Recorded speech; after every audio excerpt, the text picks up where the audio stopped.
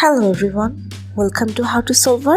Today in this video, I'm gonna show you how to add friend's nickname on Discord in your laptop.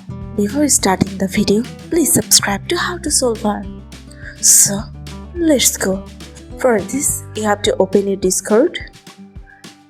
After opening your Discord, you have to go to this option.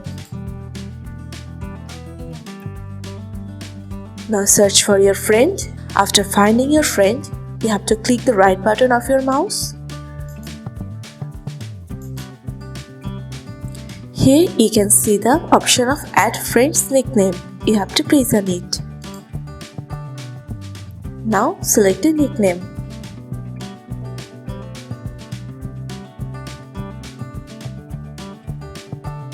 Now click on save. So this is how you can add friend's nickname on Discord in your laptop. So guys, that's it. You can do this. I think this video is very helpful to you. If it was, then give a thumbs up and hit the subscribe button. And thanks for watching.